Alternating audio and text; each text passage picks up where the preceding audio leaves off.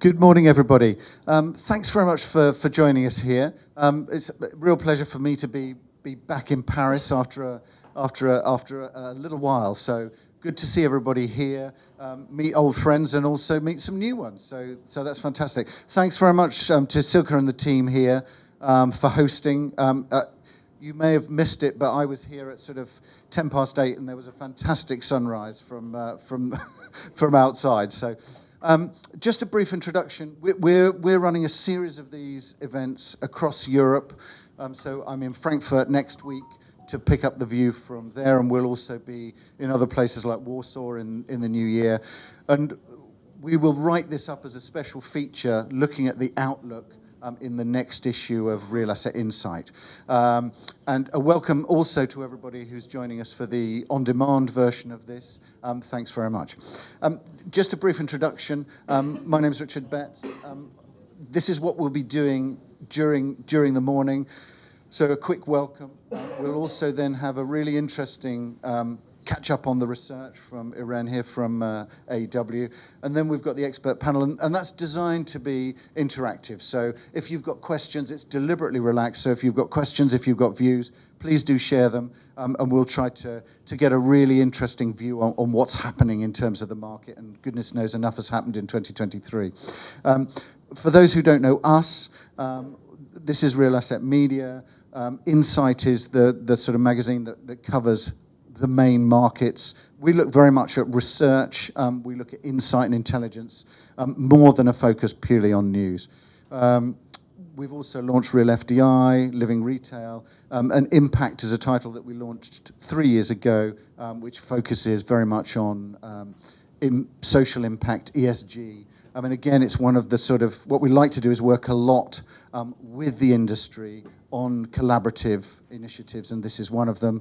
For those who don't know, we also do the Expo Day, and we run other industry-led initiatives like the International Investors Lounge at Expo Real, and also events at MIPIM, Transport Logistics, and also the Senior Housing and Healthcare Association. So lots of interesting areas, and I will be able to pick up on some of those as we go through. I had a session that was on the US senior housing market yesterday. I'm not sure that I'll be able to pick up many things for here, but there were some learning points for Europe for certain.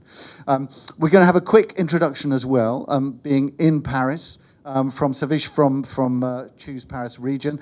So if we could welcome Sevinç, that would be great. Thank you. Merci Richard, and merci Silke to welcome here us. Just before starting, a question for you. Who knows Choose Paris region? Perfect. So let me introduce quickly ourselves. We are the Paris Region Government, and part of Paris Region Government, we are a team of 150 persons with 4 departments.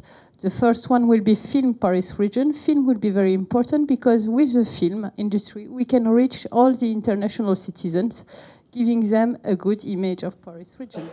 So we call it soft power.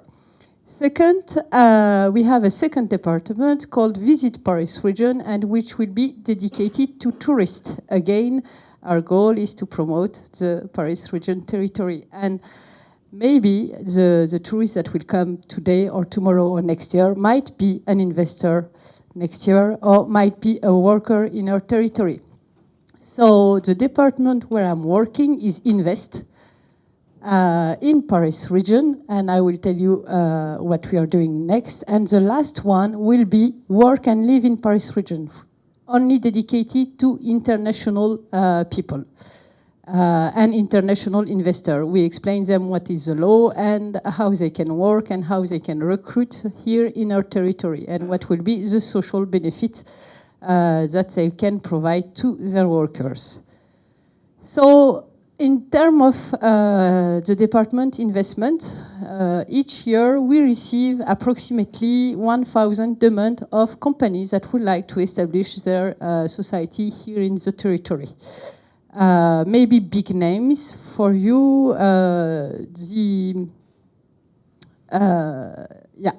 We received the European Investment Bank 2 years ago, and we also support them in welcoming 400 workers here in our territory, and currently we are struggling with another European agency that we would like to receive in our territory. But of course, this is a big one. We also have little ones to whom we provide information about fiscality in France, to whom we provide information as well about law and recruitment and opening bank account, etc., etc. You should know also Choose Paris region through the MIPIM, because when you are going to the MIPIM, the United Pavilion is also handled by our agency. So if you have any projects for the MIPIM 2024, do not hesitate to reach us now, because we are currently preparing it. So why Paris region? I know that you all know this territory, but my goal as a government, I will try to give you the vision that we have for this territory and explain you a bit how do we think and how do we want.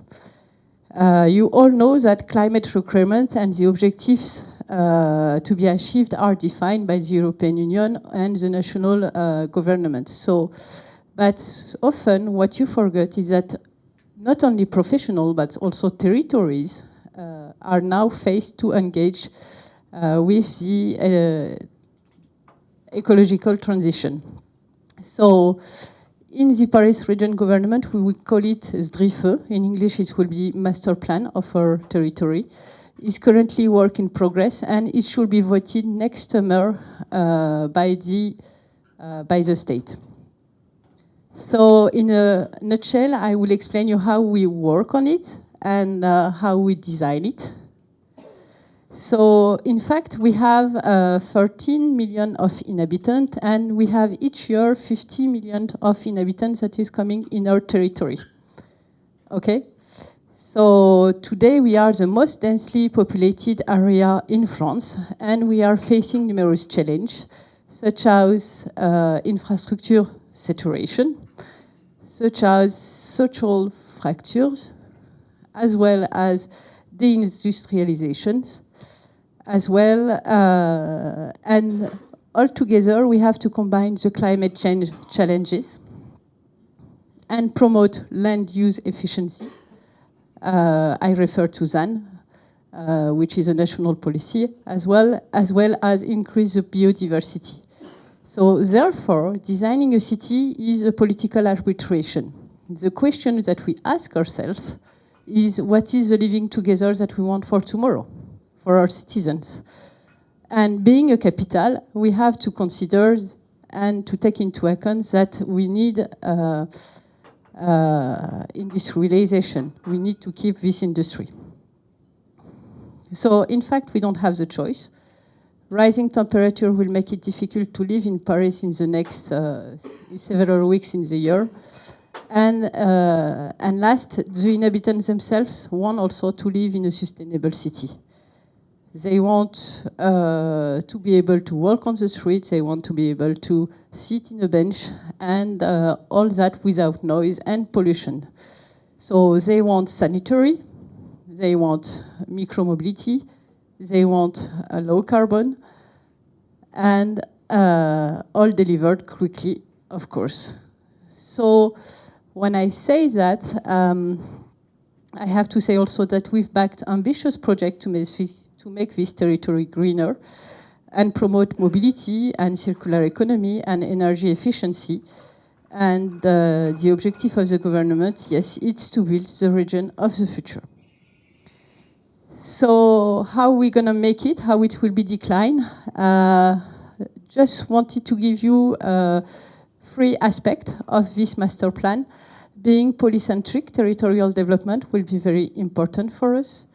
And with being polycentric, I would like to remind you the 𝗥𝗲𝗽𝗿𝗶 Express project, which will be 250 kilometers of lines and a train every 2 to 3 minutes. So this new centrality, such as train hubs, not all of them, but some of them, will bring normally together housing, employment, commerce, and services, enabling everyone to work within, hopefully, 20 minutes of the place where they are living. Just keep in mind that within the hand of the Paris region government, mobility is very important, and today, in terms of mobility, there is each day 40 million trips per day. 1/3 made by car, 1/3 made by foot, and 1/4 on public transportation. So public transportation will be also very important in terms of quality of air. That's why we try to decarbonize this aspect of mobility. So a lot of innovation coming in the mobility, with mobility as a services, with hydrogen mobility also that is coming, a new generation of urban furniture, and also logistics that will be very important, because currently in Paris region we have 7 million of inhabitants that is doing purchasing on internet, and logistics is also a pain point for us as a government. So quickly, building better for also a quality of life. Again, there is regulatory framework, but just what I want to say to you behind the building industry and the idea and the vision that we have is that we're going to look for the mixity of the construction. That will be very important. And last point will be energy renovation industry. That will be very important also, because we consider that half of the residential buildings in Paris region were constructed before 1974. And today we estimate that this is a promising market, and we consider that in the next 5 to 10 years, 50% of the buildings need to be renovated in Paris region, and 50% will be new construction. And I will go again, bring nature to the city. This is very, very important also for us. In our master plan, we put an objective to have a minimum 10 minutes of walk for each citizen to be nearby the nature. Why nature is very important is that we consider that it can help urban disease. It can help us to fight against urban disease such as stress. So we need to provide that to our citizens. Last but not least, I speak about well-being, and I just wanted to speak about reindustrializing the territory, which will be very important because the 12 million of inhabitants will need a job. And this is very important for us to maintain and to support our industry. And we are looking for also new industry that also is interesting to come in this territory. So today we are promoting 28,000 hectares of land for productive sovereignty. And we also define each sector on which we want to work. Energy will be very important, as well as cybersecurity, having it in France, as well as agro-industry, as well as health industry. But we are a multi-industry hub, so most of the industry are covered in this territory. Yeah. So that was my presentation for the Paris region government. I hope I give you a vision of who we are and where we want to go. So I'm Irène Fossé. I work in the research and strategy team of AEW. And today I will present you our outlook for 2024, but also for the next 5 years. I will try to focus on France, but my presentation is really around, like talking about Europe overall. We cover close to 200 European markets.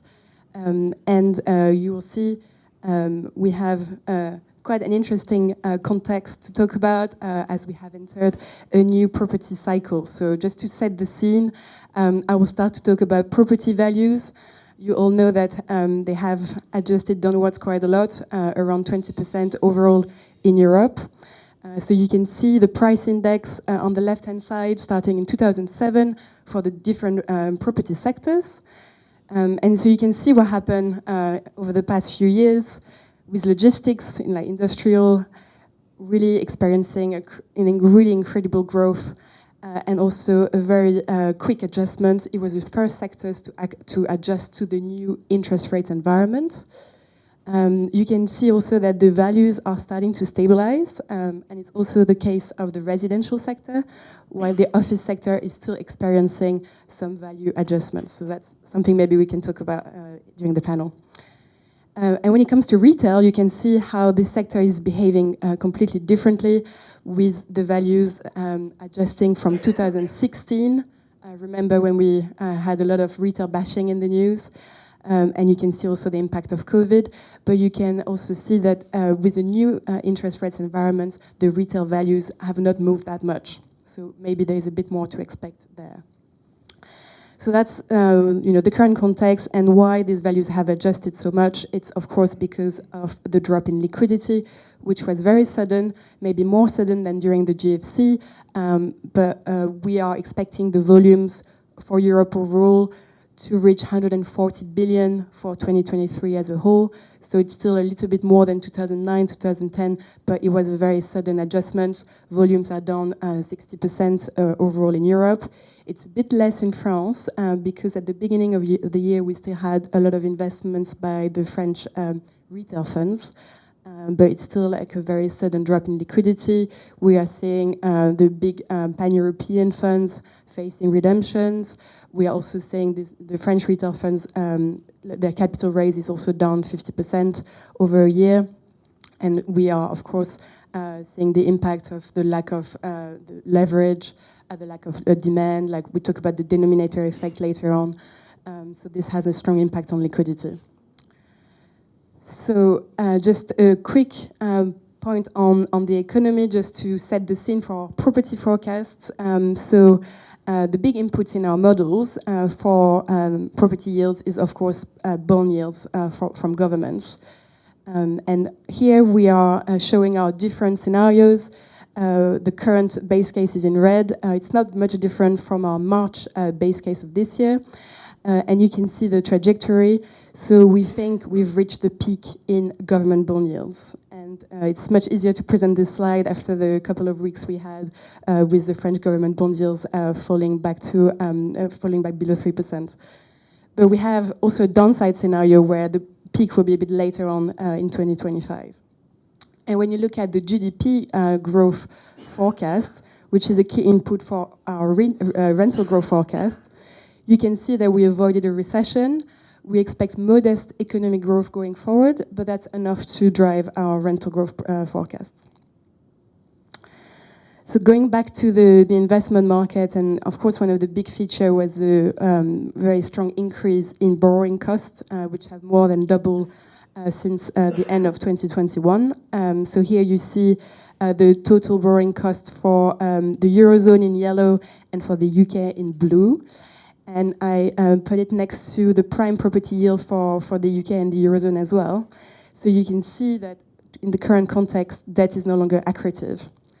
But the good news is we forecast that the borrowing costs will come down in 2025 and that debt will become accretive again in 2025 on the continent. It will be a bit later in the UK because property yields are much higher. But this is something that gives us a bit more hope about future liquidity. So moving on to our overview and outlook for the two sectors. I had to pick two. I can't talk about all property sectors. But here you have our view on logistics and offices. You have the same variables for both sectors. So you have a demand variable, which is net absorption, which tells you really about the demand for space in the market. You have a stock variable, which is a growth in total stock in square meters, in yellow, sorry. And you have the vacancy rate, so the balance between demand and supply in red. So if I start with logistics, so it's an easy one. We know the demand for logistics space has really increased over the past decade with the demand from e-commerce companies. And we've seen the vacancy rates decrease really significantly from double digit like 15 years ago to just 3%. So we are expecting a small increase in the coming years, but it should remain really low. And this is due to the fact that you still have a lot of demand, so even if demand is slowing down, but you also have a huge drop in the supply growth. And that's mostly due to the financing conditions, but also due to environmental regulation. And maybe we can also talk about that later during the panel. So overall, a very healthy market, so we're still very positive on logistics. Offices, much harder one to talk about these days, so there is a lot of negative press about offices, a lot coming from the US.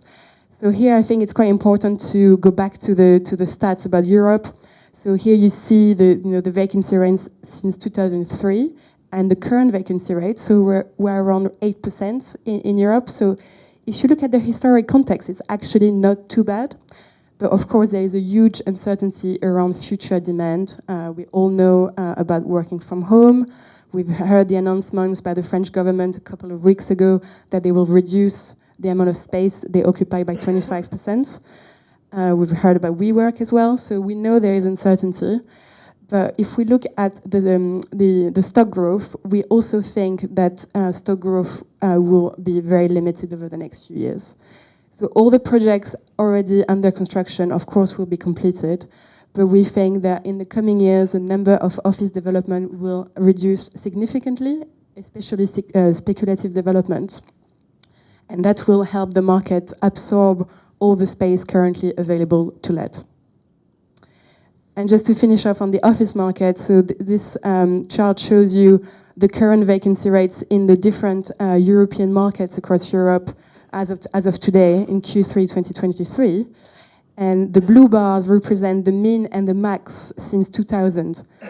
So you can see that we are far from the historical record of vacancy rates for all European markets. For La Défense, we are not too far from the peak. And you can see the US as well on the far right, where you have a different level at 22%. It's a very, very different level than the 8% I mentioned earlier. And it's also at the peak. So we have a very, very different context. But of course, I'm aware that if you look at the French markets with our 369 lease structure and all the leases having been renewed in 2020, a lot of them are now coming to expiry.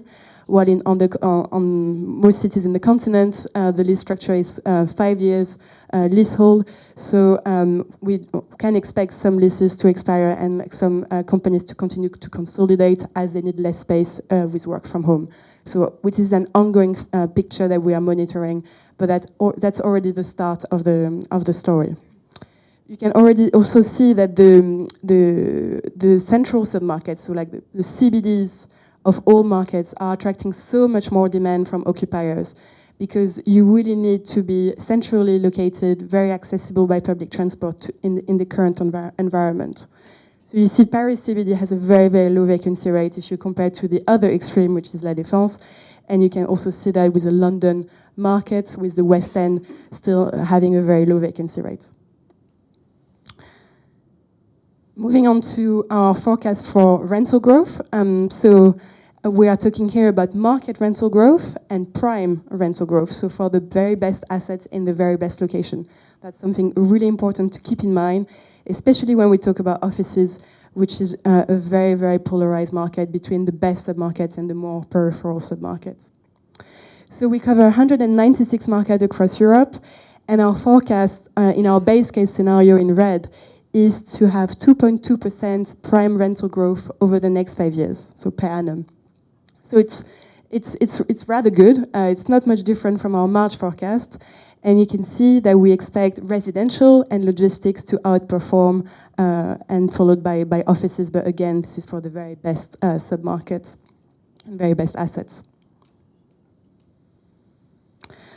Moving now to the yield forecast. So you've seen our forecast for government bond yields, and we expect prime property yields to follow the same trajectory with a bit of a lag. So here you have our base case scenario again in red on the left-hand side with a European average. And here we think that we are very close to the peak of prime property yields. So we expect this peak to come in 2024, around in the second half of 2024 to be more precise. But we expect also prime property yields to come down by around 50 basis points over the next 5 years. And this is a really key driver of our return forecast that you will see later on. On the right-hand side, you can see the average for the different property types. So again, you see in navy blue, the logistics sector that has experienced a very significant drop in yields and like also very quick adjustments. But we expect like a drop in property yields for all property types over the next 5 years. And office is actually the sector that will experience the biggest decrease in prime yields over the next 5 years. Retail, again, you can see that the peak is expected to be later and the compression to be less important than for other sectors. So these are our forecasts for prime total returns by sector on the left and by markets on the right. So based on this yield compression and rental growth outlook, we think that prime European markets will experience a 9.2% total return per annum over the next 5 years. So that sounds very, very ambitious, but we have to remind ourselves that the values have already adjusted by 20%, and that really explains why if you invest today, you can expect this 9.2% total return per annum over the next 5 years. So again, logistics and even offices are expected to outperform. Residential, of course, is a more secure asset class, so it's a bit lower.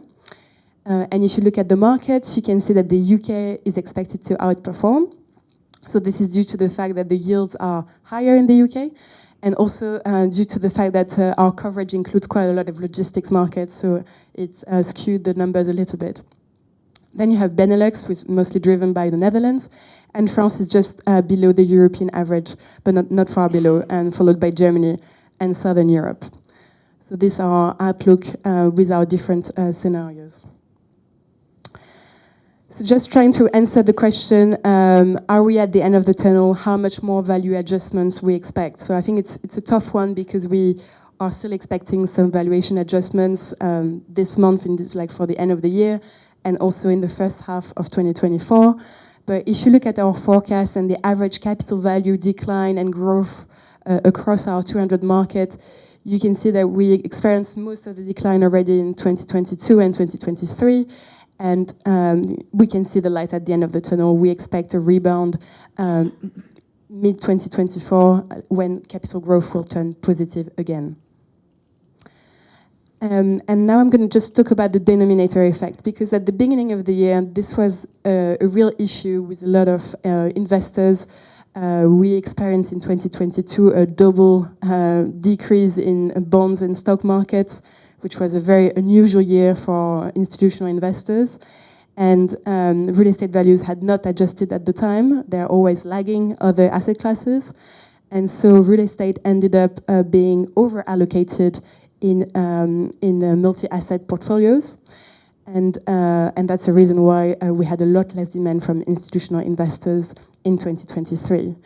But if you look at the rebound in the stock market in the first place, and also after the adjustments in property values, we are seeing now the allocation to real estate going back slightly below 10.5%, which is very close to the target allocation to real estate of most institutional investors in Europe. It's slightly less the case slightly lower in France, where the market is dominated by insurance group. But that's a typical target allocation of institutional investors in Europe.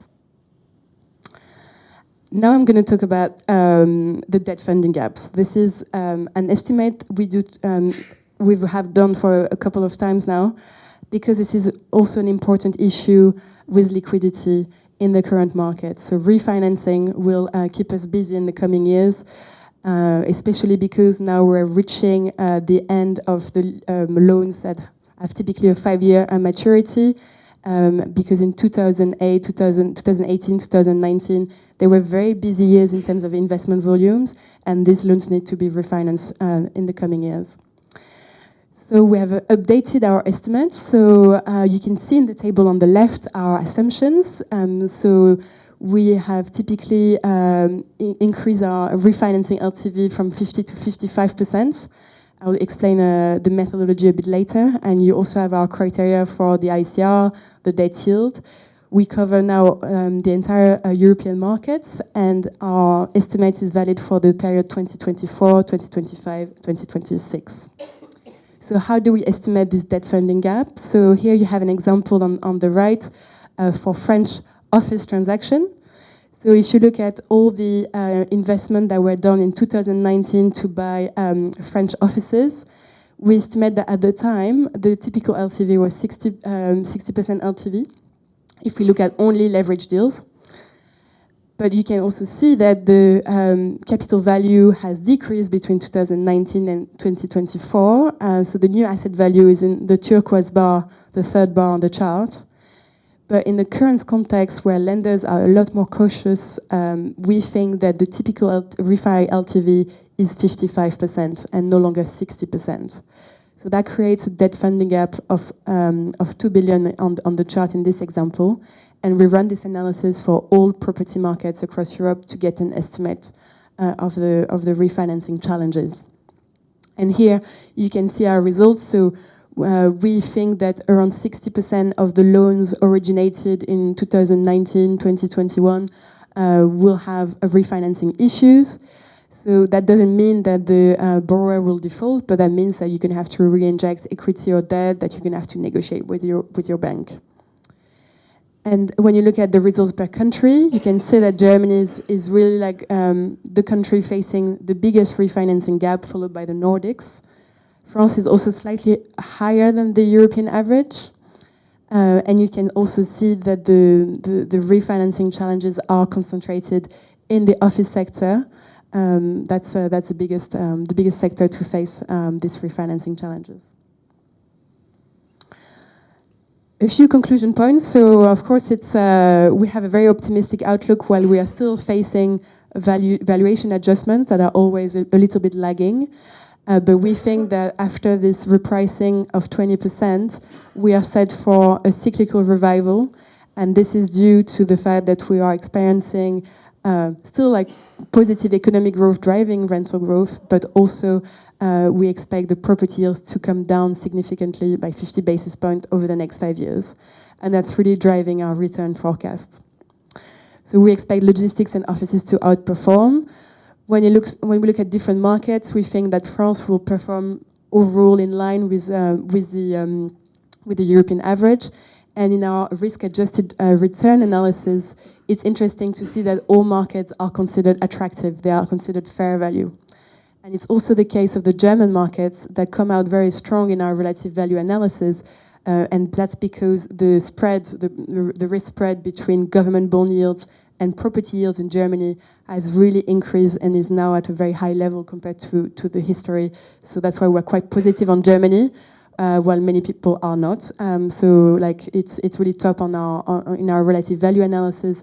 But you can see that the refinancing challenges are also important in this market.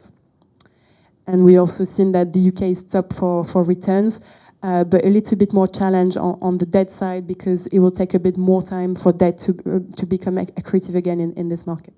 Yeah, so great. Just to get a quick introduction from you, Salvi, and then a quick introduction from everybody else. So, Salvi. Hello everyone. My name is 𝗘𝗂𝗁𝗃𝗃. I'm the managing director for Panattoni in France. Super. Thank you, Benjamin Cartier-Bresson. Bonjour à tous. I'm in charge of the French branch of Beurnier, a senior German mortgage lender, part of the LBBW group, Landesbank Baden-Württemberg. Merci. Bonjour à tous. Silke Nadolni. I'm heading the real estate practice group of this law firm. And myself, I'm specialized in investment. That's what I usually do. Of course, nowadays I do a bit less than some years ago. You know me already, Irène Fossé. Hi everyone, I'm Gautier. I head the French office of CBRE Investment Management, so the investment arm of the CBRE group. Really interesting topics there, I think, raised, Irène. So thanks very much for that. Benjamin, let's start with you. if there's any reflections also on the research that you've seen there, but also I guess how do you see 2023 moving into 2024? That was actually quite an optimistic view in some ways there. So I guess how are you seeing that from the financing side, Benjamin? Yeah, thank you, Richard. So I share the idea that things can only improve going forward, because we are really at the low point currently. The industry has to face three big shocks, which are the one with the co-working, so less appetite, less need for office spaces. Then you had the massive interest rate increase, which is terrible. And on top of it, you have the ESG, I wouldn't call it constraint, but the need to improve things there, which also makes assets, need more cash to be invested. So if you consider that, of course, it's difficult to adapt to that. I think today we are in a big transition period, which I think will last a bit. Basically, what has to be done is that properties have to be deleveraged, or at least the debt which is in front of them, when there is leverage, has to go down. There is no alternative, as once Margaret Thatcher said, right? So the way to do it is, I heard it, I think, by negotiating. I think that's really what investors need to do. Speak with their lenders and see how things can happen. I think bringing new money, bringing equity at some point has to happen. But the good point is that there are perspectives. If I simply think of the office market in Paris, it could well be that values goes up, not only because interest rates sharply decrease, but also because today a lot of corporates pay very high rents in Paris CBD. And I'm not sure they can afford to pay that for a long time, especially when leases are renewed, which could have as a consequence that there is some appetite again for offices in the first rim, which is where today really most of the problems are, right? So given this perspective, I think it's important that the equity injection that you make today, if you have to, is seen with such perspective, and possibly it's worth doing it. And yeah, I think values will go up, not to the extent that we had during the last 10 years. And frankly, it's good because the monetary policy was too good for the investors. But I think today is really the worst moment. Okay, good. It'd be good to get your take on that. Also, just in terms of how you're seeing the scenario. Feel free to pick up on the European, sort of macro side, but also, I guess, what you're particularly seeing here in France. Well, I kind of agree with Irene's perspective, even though there's a lot of people saying survive to 25 and therefore it won't happen for another year. I think things are moving quite quickly, and I am, for one, quite bullish on the office sector, but on the French office sector and on subsectors, meaning that I think we're going to have to leave a bit the macro and the big trends and now start to really focus on the detail, on the sub-markets, on the sub-asset. The big trend, it's almost too easy. You can say logistics is great, residential is great, basics. Those are the trends. Now, if you look at offices, you have to start getting into the devil is in the details. Our worst market, if you look at the graph, is La Défense. All right, it's one of our most volatile. We're up in terms of vacancy. Our worst market is probably the best, or what the Americans would dream of for their CBD. So we truly have a cultural difference and a valeur d'usage. I don't know how you say that in English. The use value, which is quite different. I'll give you a couple of examples. In the States, I think you're probably around 2 days back in the office. In France, you're about 3.5. Funnily enough, if you look at the Francophone countries, so Belgium, Canada, and France, you are closer to Asian countries than you are to Occidental countries on your return to work per day. So the value of going back to the office is very different. And therefore, the price and the value of an office, to me, has to be different according to where you are, what your culture is, and what your return to work policy is.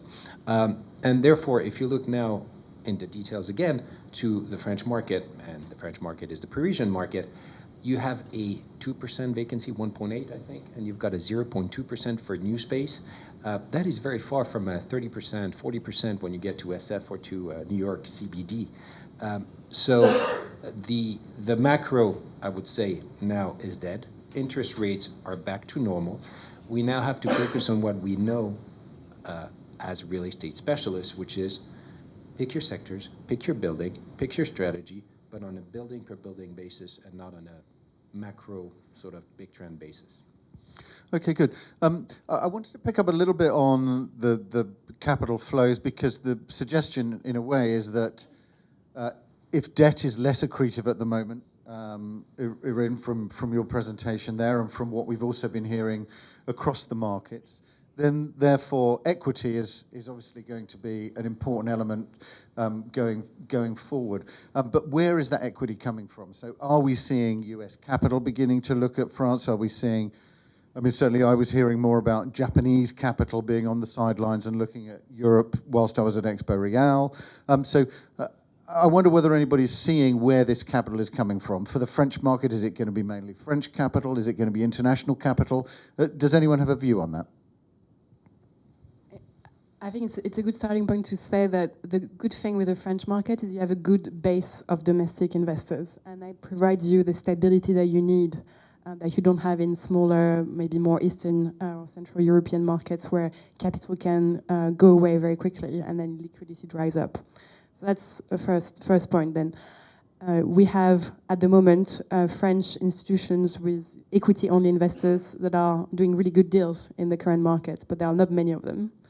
And you also had value-add players. I think we expect the Americans to come back, because always looking for a good deal.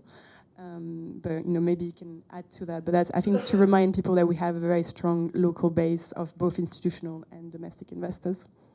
Okay, good. Yeah, Salvi, go ahead. Yeah, if I can add something to this, I think specifically speaking about the logistics strategy and value-add projects, we are really seeing the US and American players coming back to the market with a strong appetite, and also looking forward probably to beyond 25, 26, when the properties the property development projects we are starting now will be completed, will be the right time to have a new product on the market. Okay, good. I wanted to pick up a little bit, Silke, with you in terms of the regulatory side, because obviously we heard a bit about sustainability. Sustainability, one of the key trends that we've been looking at. And interestingly, it came up in a session that I had about 2 weeks ago, talking about the French market, and that actually France is doing some different things here which are interesting. I also had a session talking about the residential side with 𝗘𝗂𝗃, and they were mentioning that they had just had an agreement for one of their residential towers, which was that it would have flexible planning, which would mean that, in essence, you could change it from 50% office, 50% residential to 100% residential without having to do any changes. And those kinds of initiatives, it seems to me, are quite interesting. But what are you seeing at the moment in terms of the regulation? How's it influencing the market? Are there positives and negatives? What's your sense of it, Silke? Well, you mentioned a lot of regulations, actually, and we have plenty of regulations, but if we compare them, what is done in other European countries, I think it's great what France is having in terms of regulations. I'm not sure your microphone is working, is it? Just check. It is what I think you can hear me. In terms of flexibility, building flexibility, there is a general law which allows to have building permits which are flexible building permits, which is not the rule. I mean, if you imagine, it's very complicated. You cannot just have, let's think of La Défense. Everybody is now analyzing or saying that it should be a flexible use in La Défense. But once you have said this, you still need to think about schools. If it's residential, you need to think about shops, grocery, and so on. So, but there is an example in Bordeaux. It's, I think, the first project in France which obtained a flexible building without any use or destination allocated to the building, which gives a great flexibility. So it's not that easy. Of course, there are constraints to obtain such a flexible building permit, but still, it's a start, and it's allowed by law. I know there were constraints. You know, the security rules, of course, are not the same in a residential building or office or shop or whatever. And for the Bordeaux building, they chose to look at the security constraints for an office building, just to give an example. So that's great to have this already in place. And looking at the sustainability side, especially here, you know, significantly older buildings here in Paris. So what's the situation in terms of the regulation there? Well, the regulation, I think we started a long time ago. 2007 was the Grenelle de l'environnement, bâtiment. Grenelle was just having a large framework, but then we got every year into more details, and it ended up with the Décret tertiaire, which you all know, and what I find very interesting is really the market now applies it. There are not any sanctions. Décret tertiaire, well, even if you're aware, just it works with reducing the energy consumption of office logistic buildings, well, above 1,000 square meters. And there is no sanction. If you don't do it, there does not happen much. But all the actors of the real estate industry, they apply it. And now when you are selling a building or acquiring a building, there's always now an audit, which we call a audit décret tertiaire, and which ends up with a figure with the money to put into the buildings to improve the energy consumptions. And what I understand is other European countries, they do not have such a décret tertiaire. And now all the real estate funds, they are thinking in terms of ESG requirements, taxonomy requirements, and our décret tertiaire. This definitely helps to tick the box. Okay, good. Yep. I think we should remind ourselves that all this regulation always come from the EU initially. So they are applied in different countries at very different pace. But so we can say that we are maybe a bit early on. The other market is the Netherlands, where they're also making a lot of progress on ESG, and they're expecting a certain level of EPC for the office sectors. We talk a lot about nitrogen in the logistics sectors, so that's their version of our zero land take regulation that we'll mention later. But so it's just a European regulation to start with. And for me, like researcher, it's fascinating because the Décret tertiaire, you have data on 600 million square meter overall, all over the country. So we can track energy consumption for a very good share of our property market overall in the country. So this is a fascinating effort to have 200,000 people inputting energy efficiency data in a system. And does it create concerns as an investor, I suppose, that you are responsible for that, but actually ultimately it's your tenant who is doing it and they are not responsible?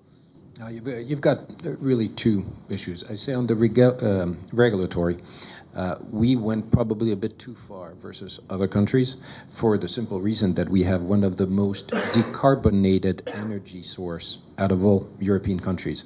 So we decided to reduce our consumption even though our greenhouse gas emissions are part of the lowest. So it creates a bit of a disconnect. And just to illustrate, I don't know if you guys have looked at EPC rating across Europe, but it is a mess.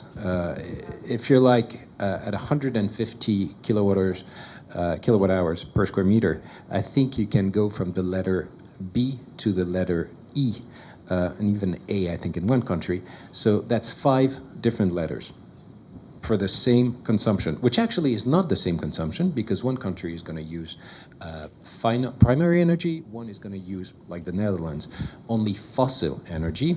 The Germans are going to use final energy. So basically, it sounds a bit ambiguous, but if you push the reasoning to European taxonomy, we're fantastic. If you then push to SFDR, it becomes a problem, because in SFDR, you need to say how much of inefficient building you have in your proportion.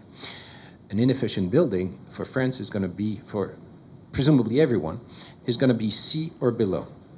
Well, we're not going to be great at C, even though we're going to be fantastic at greenhouse gas, whereas another country who is emitting greenhouse gas like crazy is going to have a B without any problem. So that still needs to be a bit worked out if we want to have a more unified and an easier way for capital to flow, and our decision making would be also easier. Because do I really want to invest a lot of money now to reduce my energy? I have buildings where I'm going to work from an F to a C. That's great. I'm spending a humongous amount of money. And I'm going to end up with a technically SFDR inefficient building. So there's still a bit of work to be done on that particular aspect. Okay, good. I wanted to drill down a little bit in terms of some of the sectors. So Salvi, maybe just pick up the logistics side. What are you seeing here, particularly in France? Obviously, there's growth trends for the sector generally across Europe. But I suppose, how are you interpreting those here in France? What's the situation? I think the situation in France is pretty in line with what Irene presented earlier. I think the big takeaway is that supply is extremely low, vacancy is also extremely low. Demand has slowed down, but this is still quite strong compared to what supply is available to the market. And basically today, if you're looking for a brand new 30,000 square meter building in the Paris region, there's not a lot of choice, to be honest. There's one, maybe 2 next year. So it's really a very small market, and there is demand from customers. There are new business being created in France. There are customers expanding. There are also a lot of end users that are facing the same ESG regulations and requirements, that have set targets for their operations to only operate from energy efficient buildings. So they are moving from older assets to new ones, and that's driving a very strong rental growth at the moment that we're seeing across the country. We're seeing it in the most supply-constrained markets like Paris, Lyon, for instance, but we're also seeing it in secondary markets, and it's quite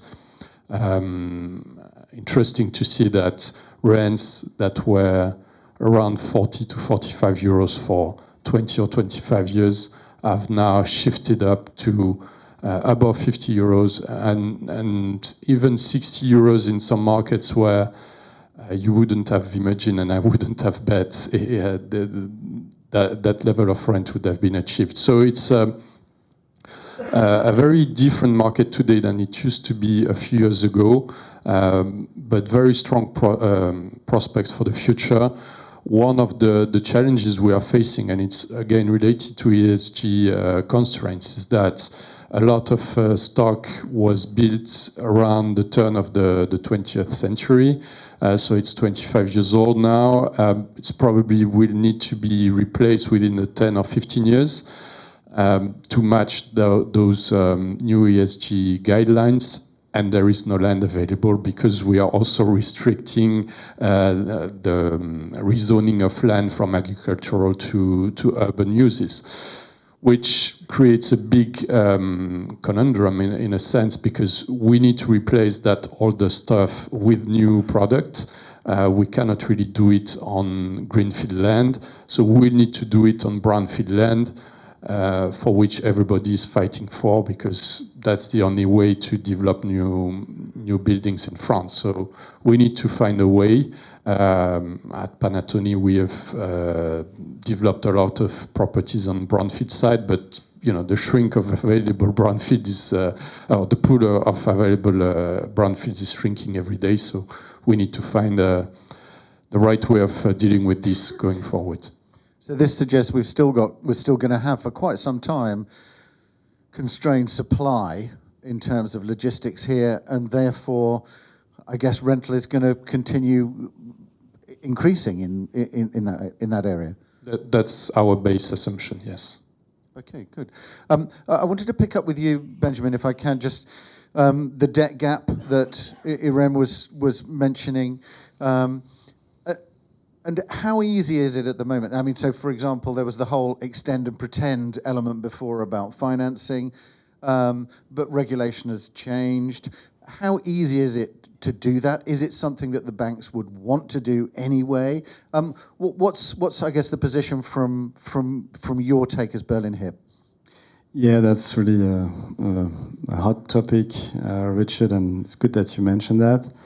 The last time I heard about a huge funding gap and wall of debt was 15 years ago now. And guess what? It didn't happen. And it's crazy. So I promised myself that from that moment, I would be very carefully considering any new debt funding gap. What is very nice is that lenders have been very cautious over the last 10, 15 years. Imagine that when rates fell down massively, we started to underwrite loans with a debt yield of minimum 6%. And guess what? Today, if you consider 3 months Euribor at 4% plus a margin at 2%, you are there. So it's really nice that, yeah, we've been all very professional. Leverage loan-to-values have not increased, basically. So it puts us and you investors in a situation which is as good as possible, considering the very sharp events that are happening now. So will there be a funding gap? There are perspectives for value increase, as has been said. I think banks, I mean, who lends against real estate assets? Mostly senior lenders. Senior lenders have no appetite for repossessing properties. And as a consequence, the idea is to negotiate, find solutions, maybe share a bit of the problems between the bank and the investor until we get to better times. So I would not bet on a big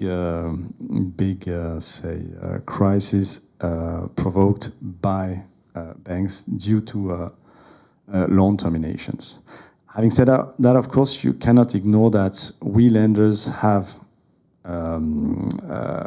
authorities which oblige us to put a lot of equity, of our own equity, against loans which are too much leveraged. So we need to take action, right? We've got no choice. But the idea is to sit at a table, discuss, and see what we can do, which is not always the case. And I would underline that it's good to talk as early as possible instead of waiting until the last moment when the covenant is breached or the loan is terminating. Okay, good. So from your perspective, you think there's going to be much less distress than maybe the debt gap figures would suggest, that actually the market will somehow absorb it. Does anybody else have a view on that? I might have a slightly different view, okay. Which is that the distress is going to be less related to the debt and more related to the asset. I truly believe that there's been finance or not finance, some assets that just shouldn't exist. And they're going to come back on the market because, it was first asset, you sold the lease, and the lease expires, and the guy's like, what am I doing here?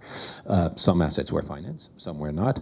But those assets are going to be what I call long-term stranded assets. You have to do something else. It could be logistics, could be resi, but that means the value is going to drop dramatically. I'm more concerned about that than the couple of billion.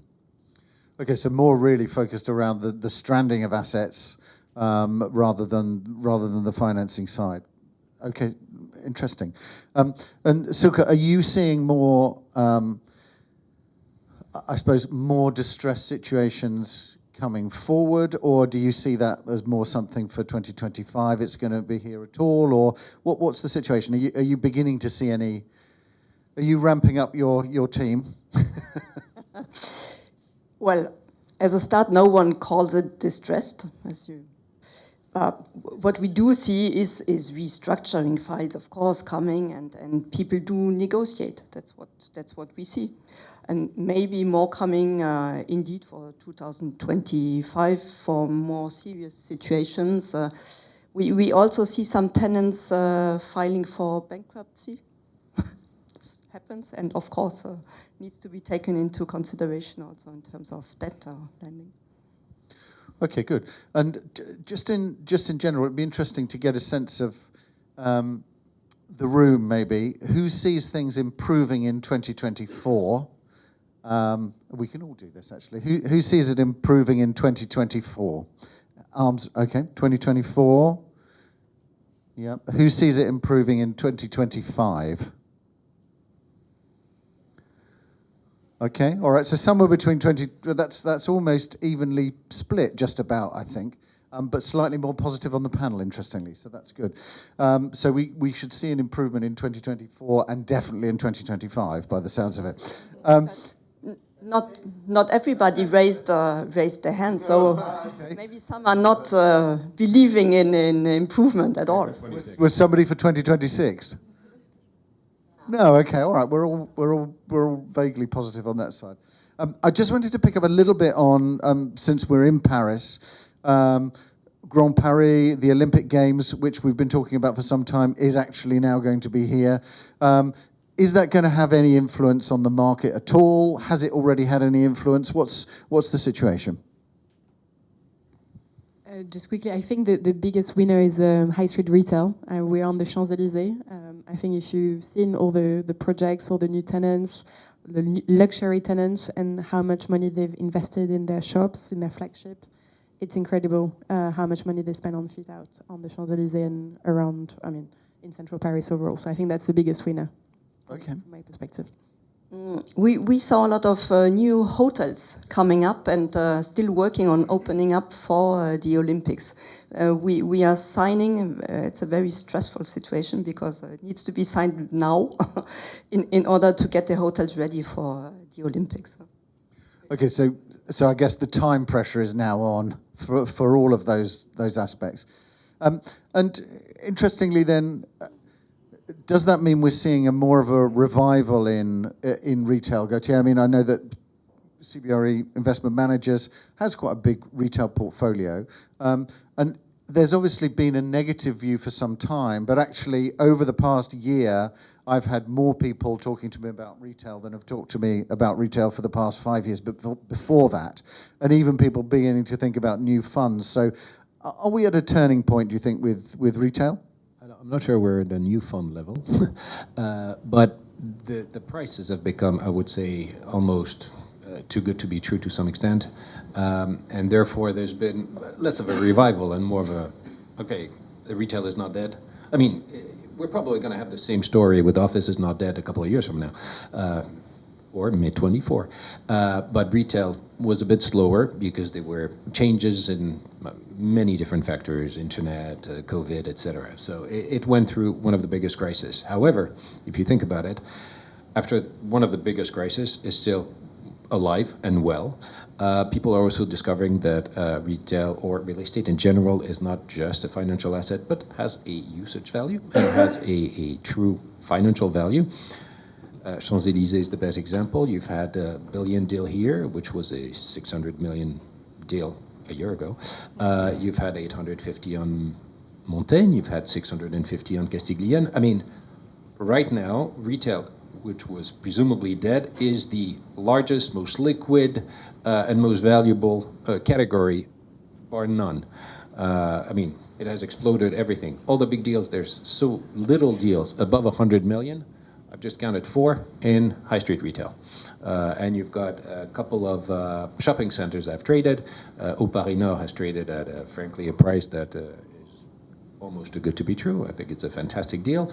There was a deal in the 16th arrondissement, also small commercial center, very good deal, very liquid. So Yeah, retail has never been dead. It was just mispriced for a little bit of time. Okay, good. If anybody's got any questions, do let me know. Raise your hand, stand up, shout out, whatever is the most appropriate way. So if anybody's got one, let me know, and we'll make sure. Or any comments that you've got based on what you're seeing in the market, do feel free to share that. I wanted to pick up a little bit, Benjamin, in terms of the financing side. Just what is open? What are you financing? Where, obviously you may be focused a little more on refinancing than new financing, for example, but what are you looking at it? Is it purely sustainable stock or something with a plan? Is it logistics? Is it office? Is it, what activity are you planning? Yeah, so basically a lot of things have changed, but the way we underwrite new loans is exactly the same. It's just that we have different levels of interest rates and values, but we are open for business, which is, I think, a good sign that we don't spend too much time on our portfolio, even if the portfolio management these days is very time-consuming. So what we do at Beurnier is simply senior debt against office facilities, shopping malls. Yeah, we do shopping malls. We've closed a large loan for a French listed company a month ago on a very large shopping mall. And logistics we do as well. And beside that, we finance some, for us, alternative assets like managed residence assets, and in particular students' homes. So yeah, we have appetite. Anyway, we need to work, and yeah, the margins are of course a bit higher, but I would say it's nothing compared to the increase of swap rates. What we also do is to finance project developments. That's sometimes unexpected from us, but we do that on very well located properties. So you should not hesitate to ask us. But basically, it's exactly the same as what we did before. Okay, so from your side, limited change. That's interesting. Yeah. It would be good just to pick up with you, Salvi, in terms of you mentioned American investors coming in. Is that strategy more a kind of value-add strategy? What's the strategy at the moment that we're seeing most active in the market?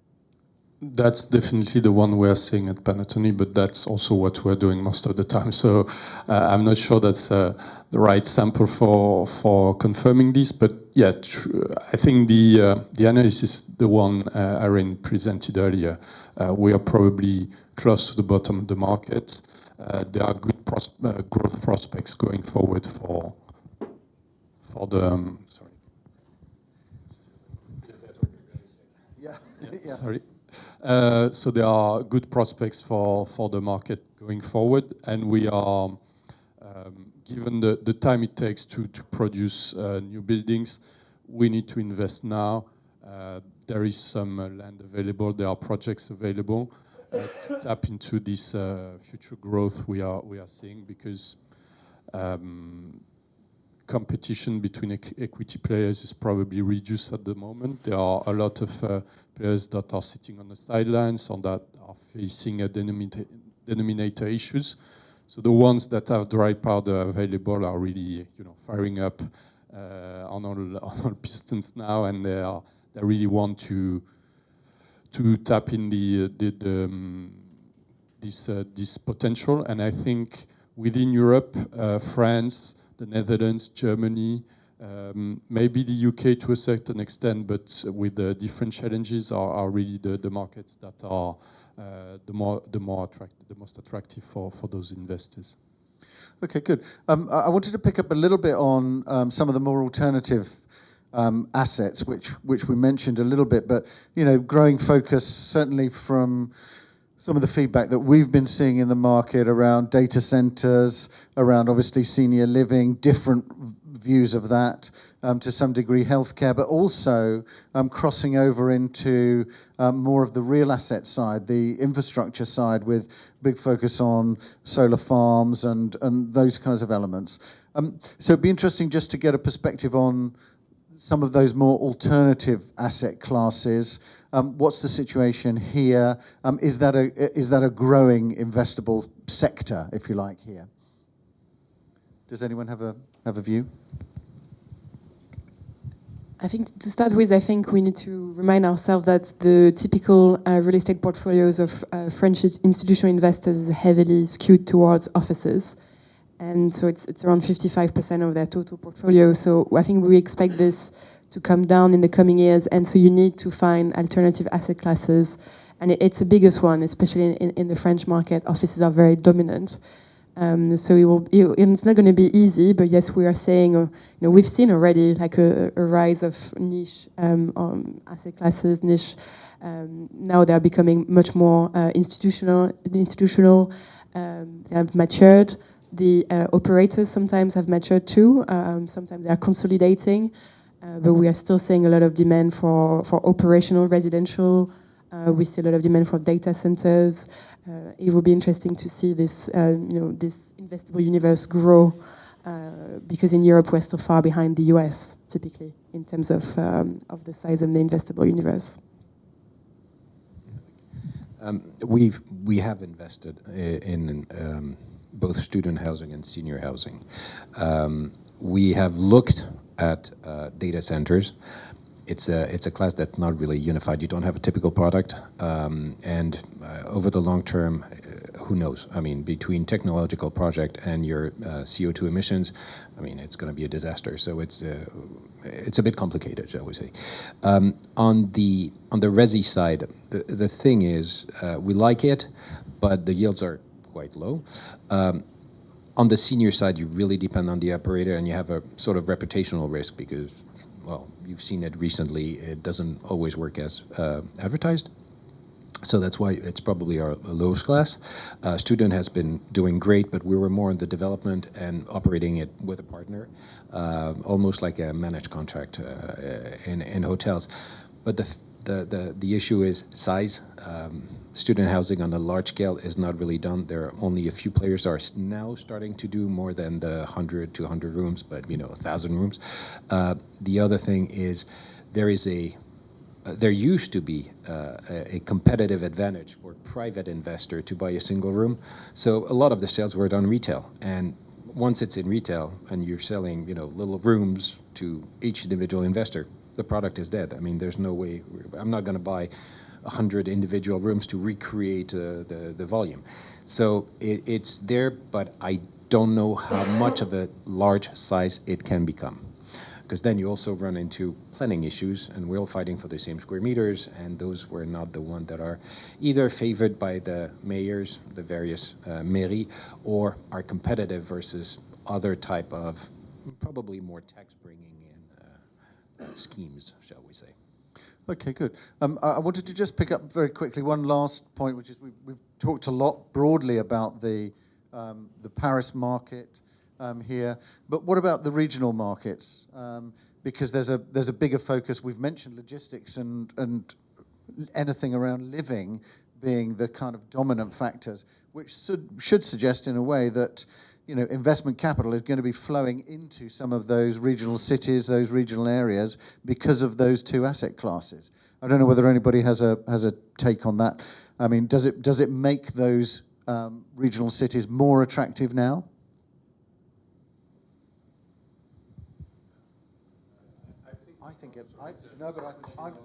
I'm confident that it's going to work again. Let's see. Hello. Yeah, very good. Yeah, I think on the logistics market, it's slightly different because there are core markets outside of Paris, and they are very strong, which may not be the case for some of the other asset classes. I think really what we are seeing at the moment is that investors are really focusing on the main historical markets along the logistic corridor. But there are very attractive opportunities in some other markets which are less developed, I would say, at the moment, in Alsace, in the western side of France, along the Atlantic Ocean, because those regions are the ones that are the most attractive for residential uses at the moment. A lot of population is shifting to those regions, and they do not have the logistics infrastructure that Paris or Lyon have. So there's a lot of needs there. A lot of new players want to serve that client base in those regions, and there is simply no product. It's also regions where a lot of mayors are really adverse to development, so that's creating even higher barriers to entry. So if you can break into those markets, that's really a super attractive proposition, because you will probably be the one calling the rents and the values for a very long time. Okay, any other views on that? Yeah. Just to go back to the office sector, I think we are in a market so dominated by Paris, with 60 million square meters of office space, that we forget that we have Lyon is a very good diversified office market as well. It's 10 times smaller, but it's the same size as Amsterdam. So that's what I always remind my overseas investors when they come to visit us. And even Lille is also a decent sized submarket. It's as big as Dublin.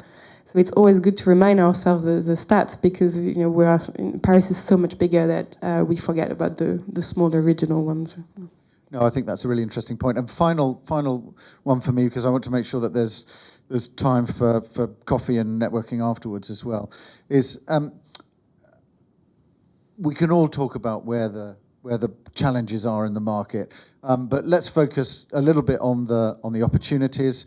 So where do we see the opportunities for somebody? We can have a timeline going through 2024, 25, 26, but I mean, we heard in a way from you, Irène, that if there's capital now, then actually it's a good time to invest.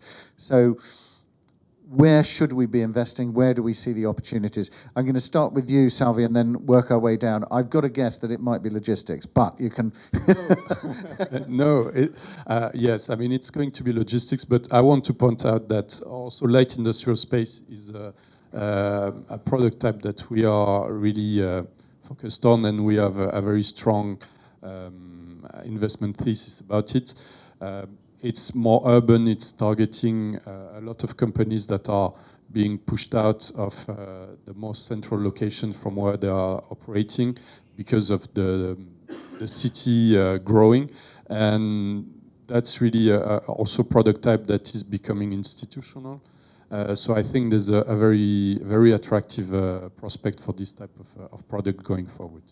Okay, interesting, because there has been a huge amount of focus on industrial actually meaning logistics for everybody, but so interesting that, Salvi, thanks.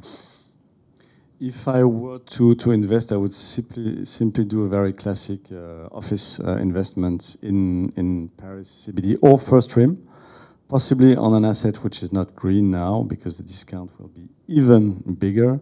But anyway, I think next year will be terrible in terms of investments, so you can probably make good deals by prices at entry, which are crazy. So that's what I would do. Okay, good. Silke. I would simply say Paris, because there's a new zoning plan coming up, which will make Paris even more attractive, more modern, more climate-oriented, more bio-climate. And I think this should help having the investors or investing in Paris. Then maybe something, it's more limited in terms of market, but the classes F and G for residential, they cannot, they need to be improved, but that could be an idea for an investor, of course, to specialize on this, to buy them, renovate them, and sell them. That's what I would do as an investor. I would say debt strategies, because I still think there's a bit of a funding gap coming soon. I'll go. I've got logistics, and logistics probably now. And I actually would probably go. We've been big fans of value-add logistics, and now I'm thinking we should go on core logistics, because the pricing has become so interesting. There's a lot of value-add money. There's very little core, so you're finding a spread that's quite interesting. So core logistics is probably now the good time. Offices, I might either buy very recent offices in Paris if I get a good price, or brown offices western of Paris, because I have less constraint. Or if I buy brown offices in Paris, it's less than 4,500 square meters, to make it simple. And those, I think, would be, if you can buy, I think 𝗥𝗲𝗽𝗄𝗽 did a great deal, if you can buy a nice leading shopping center close to a double digit, have fun. It's a good idea. And I need to say something about residential, because we're still very optimistic about this sector, especially in France. We are seeing developers really struggling, so they are very attractive discount for block sales at the moment in the newly built, but also like existing assets. The occupier market is very tense. Like there is no space available. That's also like a side effect of the Olympics coming. It's really hard for tenants at the moment. Households can no longer get a mortgage. So we think there is a window of opportunity here as well. Okay, great. So lots of interesting perspectives there, I think. We will then share a lot of the detail from here and all of the other sessions that we've had in the next issue of Real Asset Insight. If you don't already see that, I've got everybody's email address, so I'll drop you a note and we'll make sure that you get a copy of that when it comes out. But because we're all here in person, then we can thank one another for being here. Really interesting insights from everybody. Do stay for a coffee and a chat with everybody afterwards if there were questions that you didn't want to ask in public, but you would like to in private, then is the opportunity. Thanks very much to everybody who's watching this on demand.